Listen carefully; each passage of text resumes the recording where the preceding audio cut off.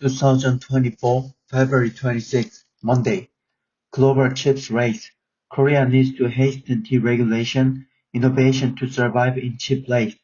With the US and Japan pulling out all the stops to reclaim global leadership in semiconductor manufacturing, South Korea risks losing its competitiveness edge in chip making if it doesn't speed up deregulation and innovation. US Commerce Secretary Gina Raimondo said last week the US would need a second CHIPS Act if it wants to lead the world in the semiconductor supply chain and meet demand from artificial intelligence technologies. The CHIPS and Science Act, signed by US President Joe Biden in 2022, set aside $39 billion in direct grants and an additional $75 billion in loans and loan guarantees worth $75 billion to boost domestic semiconductor production. US semiconductor manufacturer Intel, which has unveiled plans for a $20 billion plant in Ohio and $20 billion expansion in Arizona, is discussing over $10 billion in grant and loan incentives. Intel said last week that it has signed Microsoft as a foundry customer and that it expects to beat Taiwan Semiconductor Manufacturing Corporation in advanced chip manufacturing ahead of an internal deadline of 2025. Intel also seeks to mass produce 1.8 nanometer chips by late this year, ahead of Samsung and TSMC plans to manufacture 2 nanometer chips in large quantities next year.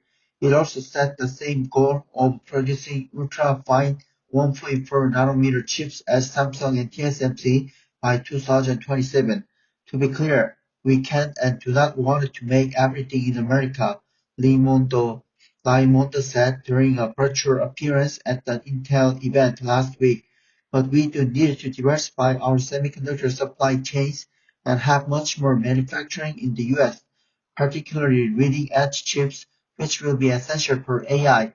Japan, for its part, has been spending heavily to persuade companies such as TSMC, Samsung Electronics, and Micron Technology to move their facilities to the country to secure a supply of chips used in cars and mobile phones.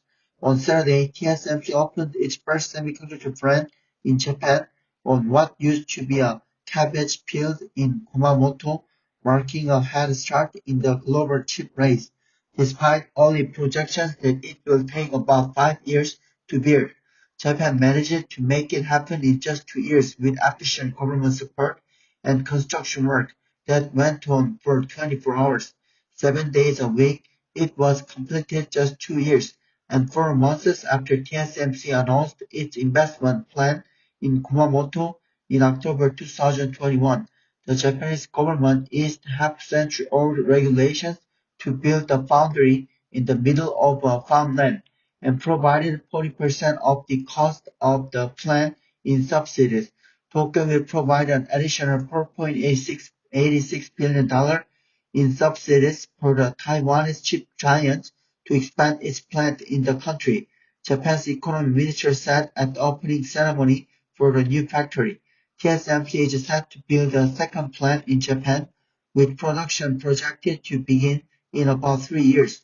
Also last week, global equities were buoyed by a single stock, US chip designer Nvidia, which reported blowout earnings on soaring demand for its chips used to power AI applications.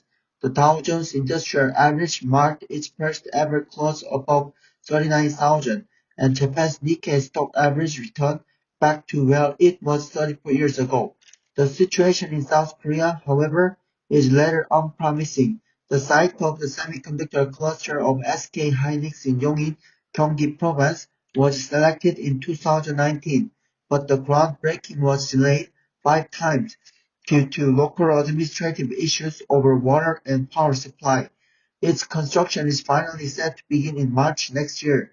A government plan to extend the temporary tax credits for facility investment in semiconductors, which expires this year to 2030, has been criticized by the majority-controlling Democratic Party of Korea as preferential treatment for large conglomerates. The government announced the plan last month to form a massive semiconductor chip cluster in southern Gyeonggi province, but it is slated to be completed by 2047. The Korean government, politicians, and businesses must employ every means possible to deregulate and innovate before it gets too late in the intensifying global chips war.